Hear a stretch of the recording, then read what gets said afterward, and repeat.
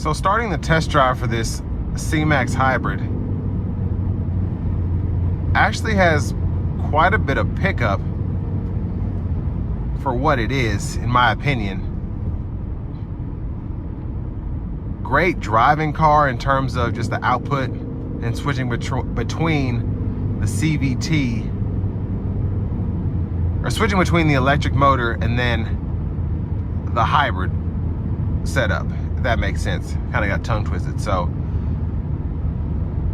while I was driving around the parking lot getting out, it was in electric mode, and then when I needed to accelerate, the CVT did a pretty good job at keeping me where I needed to be. So as I put my foot down, engine revved harder, the transmission made sure I got more output as it was needed. But with most hybrids, you never really can gauge how they're gonna react, especially if you're not used to driving them. They kind of know more than you do in that aspect, so it knows if you give me this much output, this is what I'll do, so on and so forth.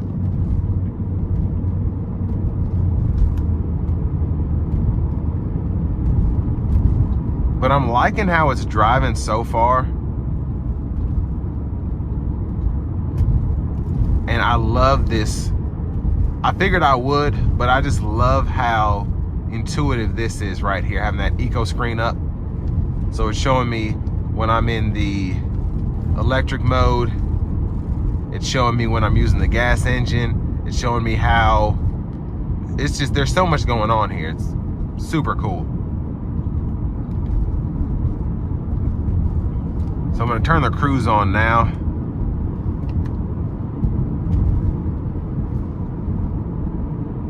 But I believe we are in the EV mode. So it's using the battery right now. And that brake pedal is super strong, I like it. Now I'm wondering, okay, so that actually serves as a low gear. It's not necessarily a regen. I guess I'm used to that in the newer cars. You put it in that B or whatever, it just maximizes your regenerative mode, and then in an EV, you put it in the low gear and it's just a regen basically. But that's an actual low gear, so.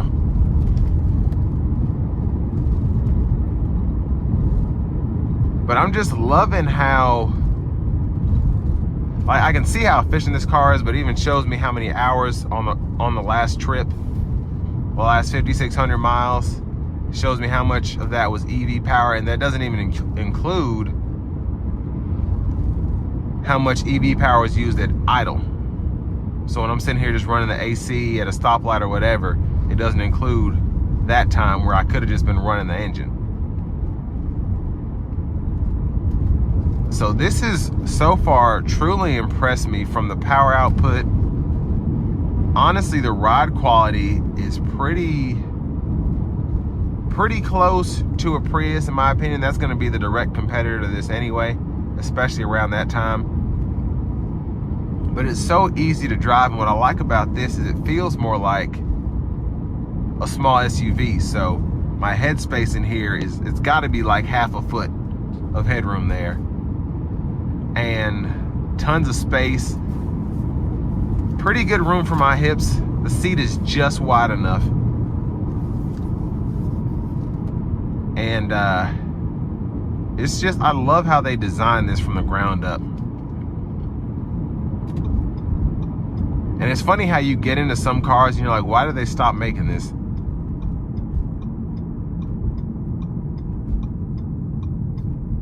But of course, as people went towards SUVs, you can get an Escape hybrid. Yeah, as I was saying, you can basically get an Escape hybrid for the same money. So, I shouldn't say the same money, but you can get the same fuel economy from an Escape hybrid. These days, you can't get anything for the same money like you could 10 years ago. This was probably like 35 grand spec'd out or something. Same car now would be 50.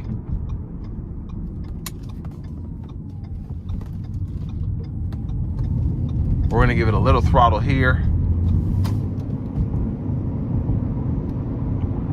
And I'm keeping up with this truck in front of me. It's pretty agile in terms of just acceleration.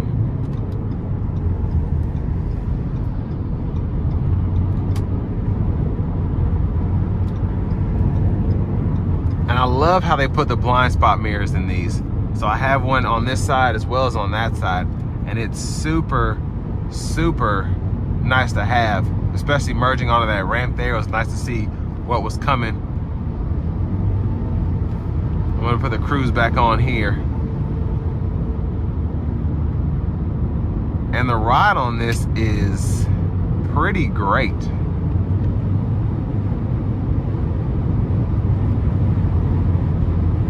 I mean, it's very, very comfortable in terms of the ride quality. You don't get that out of an EV.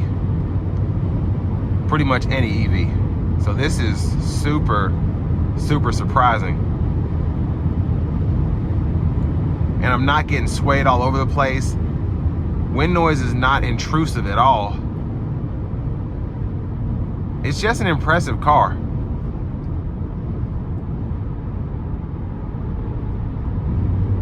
And another thing is, when I put my foot down, it revs hot, but it goes. It really does. So the engine gets super loud when I floor it, but it pulls. We'll do it one more time. Like it's legit pulling. It's quick.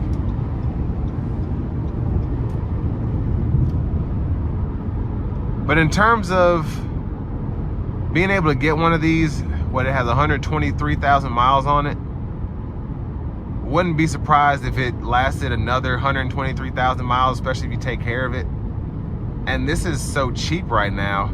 I'll leave a link below in the description so y'all can check it out if you're interested, but it's just a good buy because you're not having to worry about stopping for charging and all that like you do in a typical electric vehicle, but you're pretty much getting similar efficiency, especially if you drive it on the interstate a lot.